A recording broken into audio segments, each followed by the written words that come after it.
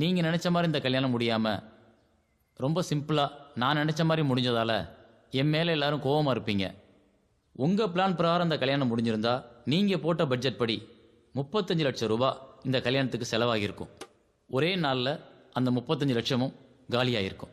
இப்போது அந்த 35 லட்சமும் என் கையில். இது என்னோட தங்கச்சிக்கு நான் கொடுக்க போகிற கல்யாண பரிசு. இந்த பணத்தை என் தங்கச்சி பேரில் பேங்க்ல போட்டிருக்கேன். மாப்பிள்ளைக்கு பிடிச்ச தொழில் விவசாயம்னு சொன்னார். அவர் பேரில் பொள்ளாச்சிக்கு பக்கமாக ஒரு 25 ஏக்கர் நிலம் 5 வருஷம் லீஸுக்கு ரெஜிஸ்டர் பண்ணியிருக்கேன். இது அதுக்கான அக்ரிமெண்ட். அவர் உழைப்புல 5 வருஷம் கஷ்டப்பட்டா அதை அவரே சொந்தமாக்கிக்கலாம். பிடிச்ச தொழிலும் அன்பான குடும்பமும் அமைஞ்சிட்டா யாருடைய வாழ்க்கையிலையும் பிரச்சனைகள் வராது.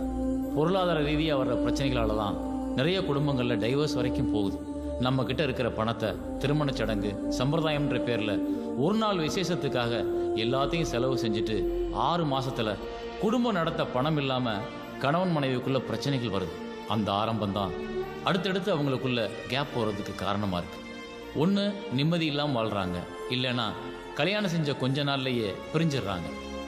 இது போல எந்த காரணங்களுக்காகவும் என்னோட தங்கச்சி வாழ்க்கை அப்படியெல்லாம் ஆகிடக்கூடாதுன்ற ஒரு நல்ல எண்ணத்தில் தான் நான் எல்லா செலவுகளையும் குறைக்கிறதுக்காக இப்படி நடந்துக்கிட்டேன். மனைவியோட கனவுகளுக்காக ஓடி ஓடி உழைக்கிறதுலையே கணவனோட வாழ்க்கை போயிடுது.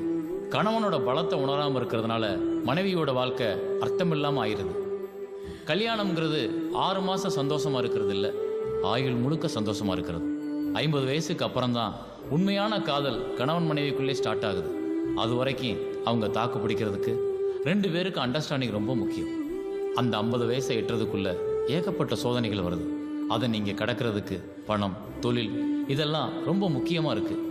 ஊருக்காரங்க முன்னால் தன்னோட கௌரவத்தை காட்டணும்னு கடன் வாங்கி எல்லாத்தையும் பண்ணிட்டு பிரச்சனைகள் வரும்போது பணத்துக்காக ஒவ்வொருத்தரும் எப்படி அலையிறாங்கன்றத நான் கண்கூட பார்த்ததுக்கு அப்புறம்தான் இந்த முடிவுக்கே வந்தேன்.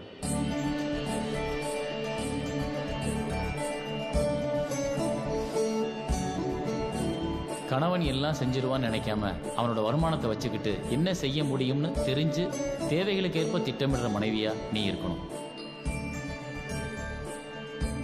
அதே போல மனைவி கேட்ட உடனே அவளை சந்தோஷப்படுத்தணும்னு ஓடி போய் கடன் வாங்கி எல்லாம் செஞ்சு மாட்டிக்காம உண்மையான வாழ்க்கை என்னன்றதை அவளுக்கு புரிய வச்சு சந்தோஷமா வாழ்ற கணவனா நீங்க இருக்கணும்.